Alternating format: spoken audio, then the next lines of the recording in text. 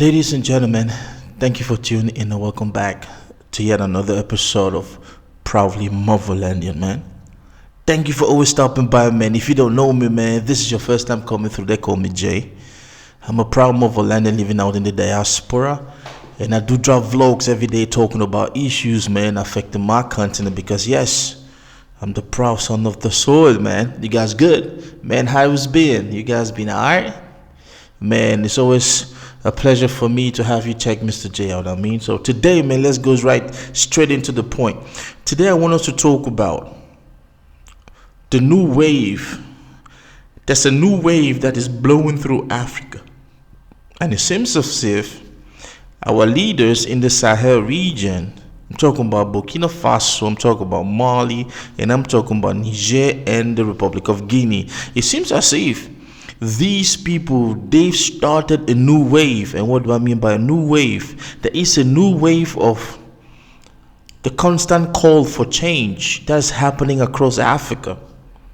Now, yes, a whole lot of our scholars have been calling for that, like Professor Pierre-Lo Lumumba and Ambassador Arikana, who was spearheading this whole anti-imperialist, anti-colonialism that is plagued Africa, and it has prevented Africa from growing to its full potentials. But I just want to talk about the recent figure from Africa who decided, like, you know what, I'm going to tell you guys the truth in your own house. And I want to talk about the First Lady of the Republic of Sierra Leone, this lady right here. This is President, His Excellency President Bio's wife. And she was given audience, and she was being asked some questions, and she let the lid loose up in here, and that has been going viral online. Now, ladies and gentlemen, I'm not going to say much. I want us to take a look, and I want you to listen to what Her Excellency the First Lady of Sierra Leone said.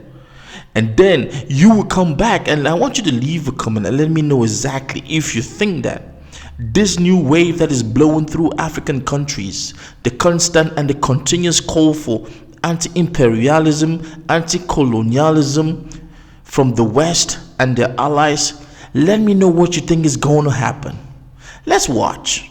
One of the most fundamental corruptions of the social contract in human history is colonialism. Yeah.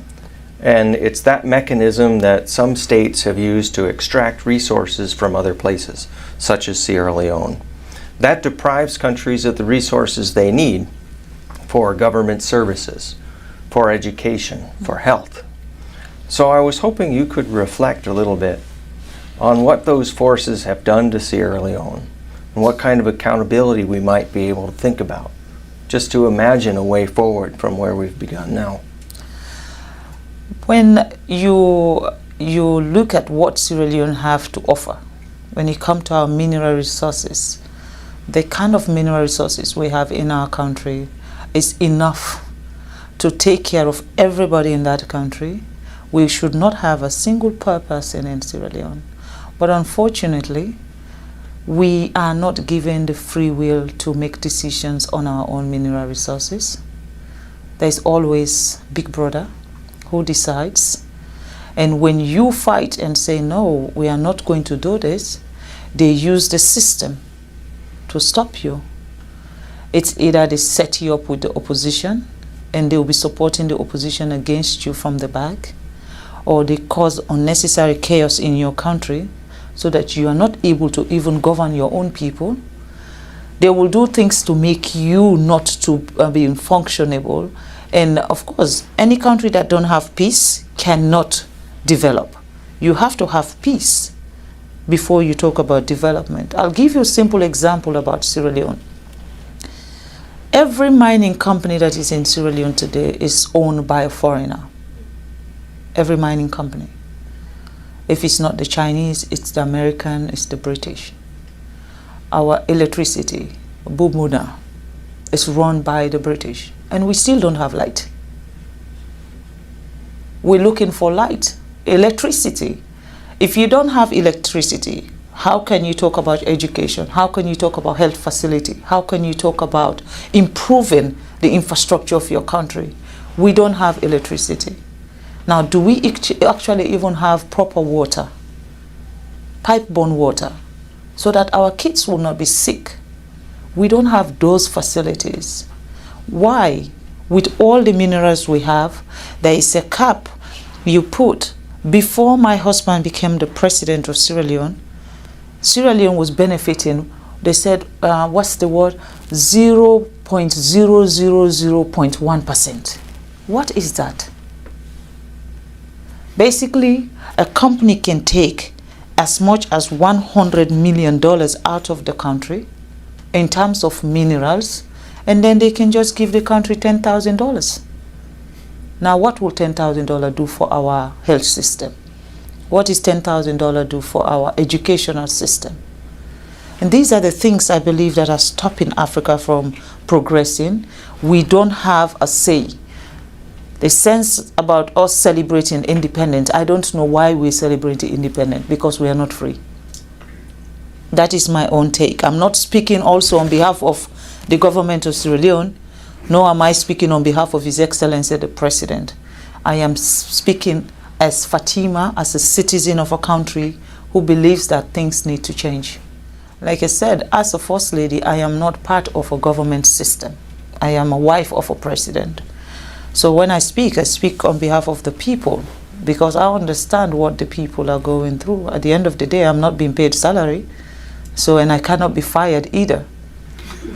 So that's the advantage. That's the advantage of being a First Lady.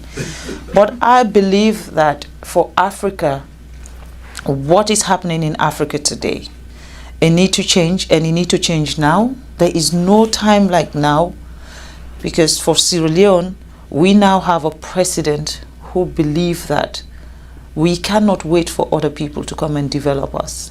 We cannot wait for another country to come and prescribe how our country should be run or what we need in our country.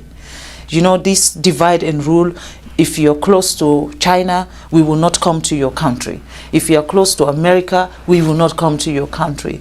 I mean, the fight that is between England, Europe, America, China, Russia is not a Sierra Leone fight. That's not our problem. We're fighting for our daily bread. We're looking to have education, just like America. We're looking to have good health facility, just like Europe. We're looking to have governance structure where one single person cannot be the dictator of a nation. That's what we're looking for.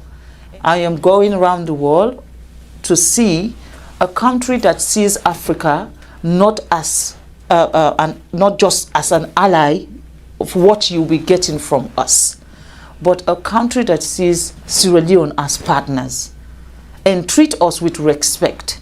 You cannot be coming to our country and take everything that will make us develop, and then you still treat us as inferior people, as if we don't know what we're doing. I think that is wrong. You know, we're looking for partners that value us. People that will come to our country and say, you know what, this country has suffered enough. They need to grow. We were once the atom of Africa. Every country within sub-Saharan Africa used to come to Sierra Leone for our education. And today, what can we be proud of? We cannot talk about education in Sierra Leone because they've ruined that for us. Everything that has empowered Sierra Leone has been ruined. And now we have a leader who wants to fix everything. There is a problem. In Africa, you should not have a leader that is assertive, a leader that knows what his people want, a leader that wants to change what is happening. The moment you have that, it's everyone's target. And then they find reason to slow you down, they find reason to stop you, and they use that system of corruption. They use corrupt people, they use negative people, they use unpatriotic citizens to come after a government who is doing what is right for a system. I think we need to address those issues. Unfortunately, I don't know I'm very good at name calling. I will call your name. I don't care your status. I don't care who you are. I would name and shame you and let the whole country know you're one of them. The United Nations and their specialized agencies, they all have governance structures that privilege some nations over others. I think we should be able to talk about that openly, and then we can talk about what to do about it. One of the most serious issues I have with the United Nations is the fact that Africa is not part of the Security Council. We're talking about 54 countries, I'm sorry. 54 countries, a whole continent does not have one person representing Africa when it comes to decision making at the Security Council. And I'd observe also that no African country has its own executive director at the World Bank either. No, unfortunately, Yes. we don't know how to manage money. If that is the perception since the beginning of, every time an African come forward for something that they have to be a decision maker for the world, not just Africa.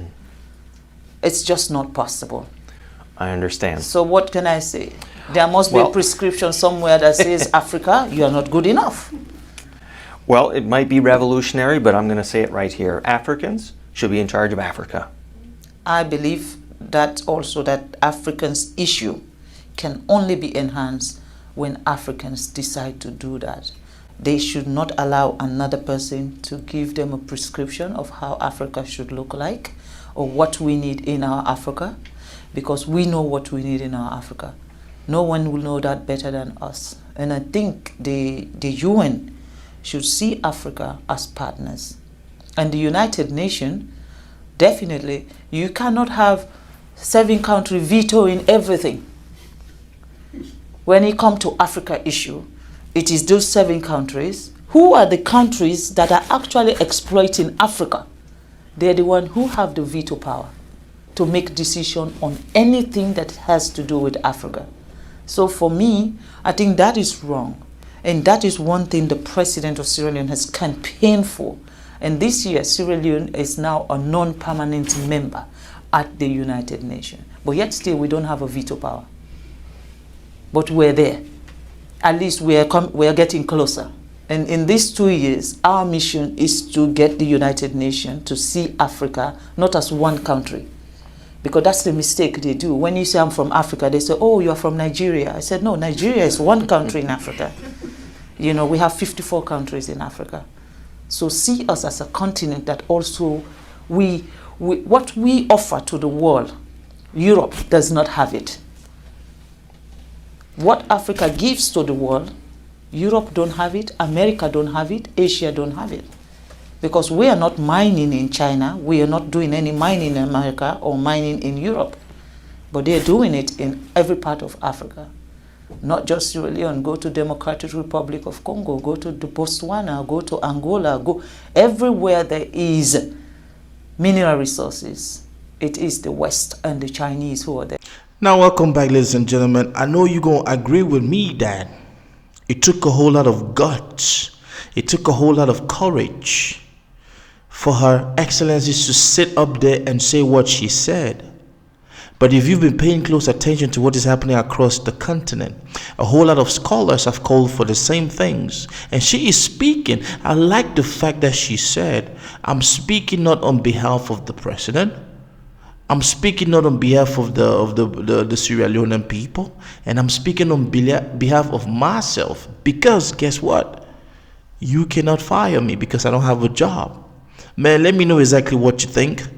Leave a comment, and my heart goes out to all my Sierra Leonean people, man. You guys know Bubba Day, and share. Let's keep talking about ish, and I do hope that more African leaders will start speaking up so that we can bond together and we can fight this thing. Because I honestly do think that within the next 2 to 3 decades, man, Africa is going to be a different continent.